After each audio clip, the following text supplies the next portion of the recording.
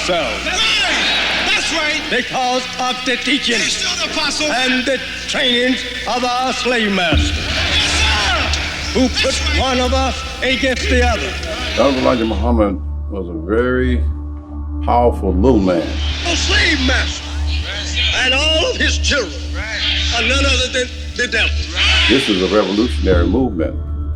Anytime you change the minds and hearts of people, that's a revolutionary. I said, get out of that slavery teaching. That's the white man's teaching to keep you blind, deaf, and dumb to the knowledge of Christ. Without firing a weapon. Wallace Muhammad grew up listening to his father's teachings and believed them as a child. His mother, Clara Muhammad, was a strong, nurturing woman who schooled Wallace and many other children from the Muslim community in what became known as Muhammad's University of Islam. The Honorable Elijah Muhammad would later hire Arabic instructors who would unlock his son's understanding of universal Islam. The Honorable Elijah Muhammad hired a Palestinian teacher to teach us Arabic. Later he hired an African American who was half Moroccan and half African American to teach us Arabic. And finally he got a professor by the name of Jamil Diab to teach us Arabic.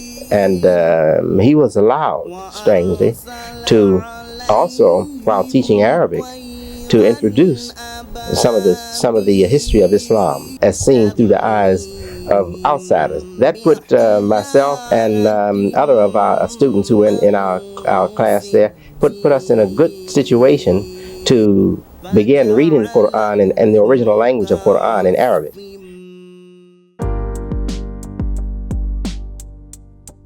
By the mid-late 1950s, Wallace had become an influential member in the Nation of Islam under the leadership of his father, the Honorable Elijah Muhammad.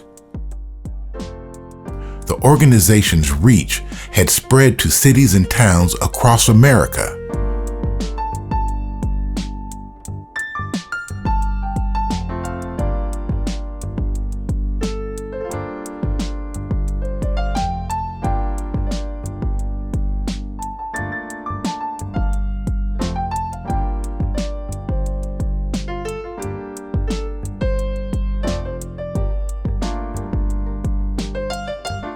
Elijah Muhammad selected Wallace as minister in Philadelphia, and working together with other Nation of Islam ministers and followers, they pressed forward with changing the mindset and conditions of Black people in America.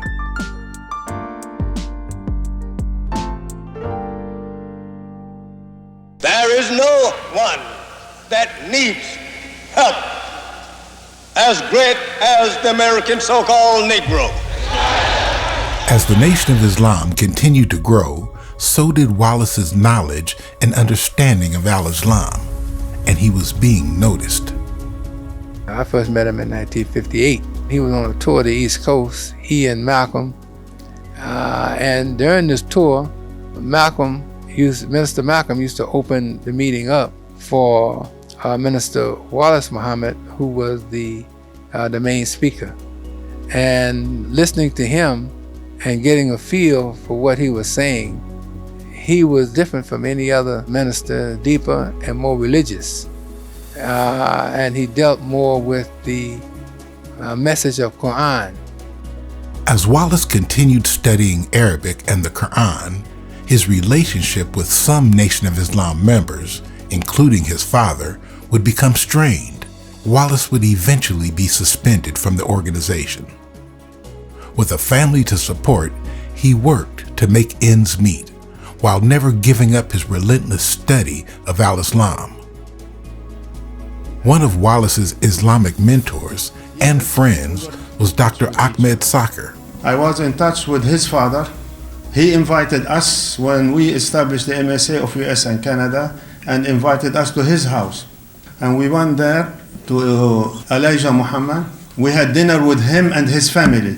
And Imam Warzuddin Muhammad was there. And he told me that he was attending classes with Dr. Jamil Diab in Chicago, and he left to Arizona to build a masjid there. So can I come to you? So he started coming every week to me. There were people following Imam Muhammad around making tapes about what he was teaching, but it was just ahead of his time. Despite his rising doubts about the Nation of Islam's theology, Wallace understood that his father's message of freedom, justice, and equality was still very powerful and much needed in the black communities of America.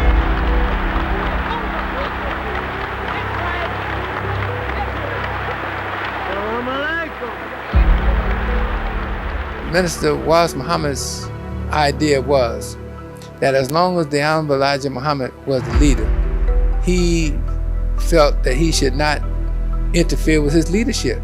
It wasn't his time. His time would come.